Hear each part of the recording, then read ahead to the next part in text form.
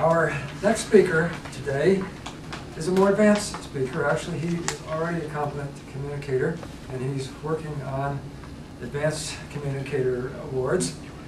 And today, he's actually going to be working out of the Entertaining Speaker Manual. And the speech that he has given is the number 5 speech in that manual, which is the after-dinner speech. And this is a very important thing to learn if you ever hope to be out as an invited speaker at any kind of an affair. So he gets 8 to 10 minutes, Madam Timer, for this speech today. The title of the speech is It Vanity? And upheavals. I almost forgot to mention upheavals. He says his biggest upheaval was being born and finding out that there was another guy looked just like him coming out 4 minutes later. So help me welcome our twin today, Toastmaster Fred Sadler. Near cataclysm. Vanity.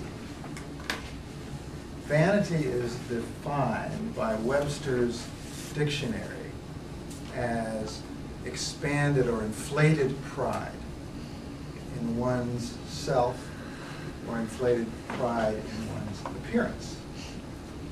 And we know that pride is one of the 7 deadly sins.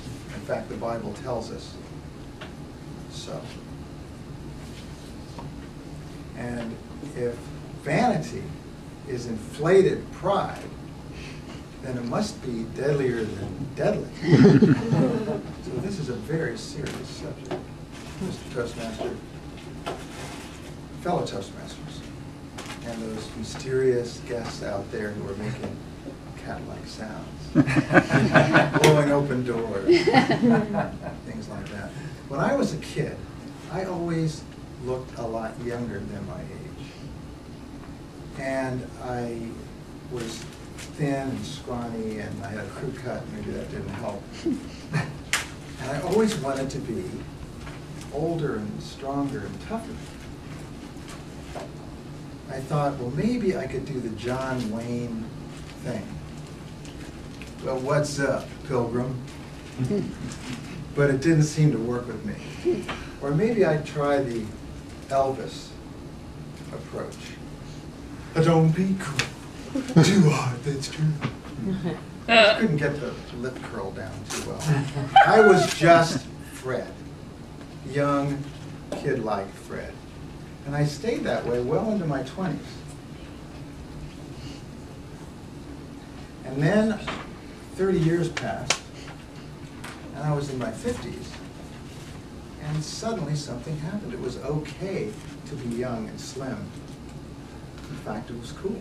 As a lot of my colleagues and friends became fat and paunchy. No paunch for me. I'm going to be young and slim. This was not so bad after all. About 20 years ago, I went to a party.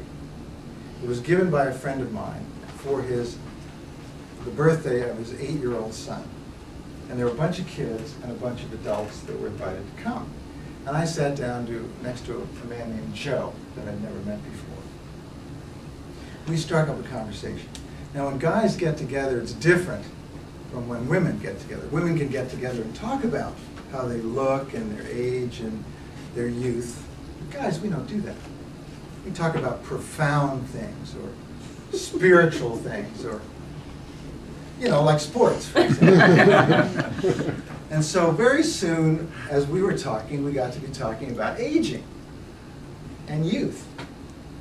And it seemed to me that he had this sense that he looked a lot younger than his age, which is man code for younger and handsomer and studlier than his age. And that somehow struck a chord in me for some reason. So before we knew it, we were betting. We agreed to $5 cash. Who is older? So both of us very confidently reached into our wallet, got out our license, and held it up. And I was a year older than he was! Yes! Woo! Now I don't remember what else happened in that party. I certainly didn't care about the kids anymore, and there was no camaraderie with other adults. I was younger and more studly than poor old Joe. Sorry, Joe. Now, was this an aberration in my aging, this party, and my behavior there? From my otherwise graceful advance into my 50s? I'll let you decide that. About 5 years later, I was at a party at Joe's house. And Joe and I had actually become friends. So a bunch of guys are standing around. The women were over there talking about whatever they talk about.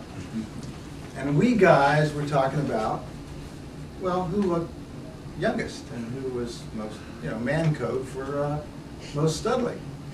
And he said, I'll bet you I'm the oldest guy in the room. And I couldn't believe I was hearing what I was hearing. I'll take that bet, I said. Obviously, he'd completely forgotten about our previous encounter at the pizza parlor. So the next few seconds were absolutely delicious. As we both pulled out our wallets, we both put out our licenses, and I was still a year older than he was. I took the cash, after which I said, Joe, do you remember in that pizza parlor one time we went to? There was this look of recognition on his face. And then it turned to, you dog! But since it was at his house, and we're gentlemen, and we're aging gracefully, there were no punches. Now, it's interesting, I don't remember anything else about that party.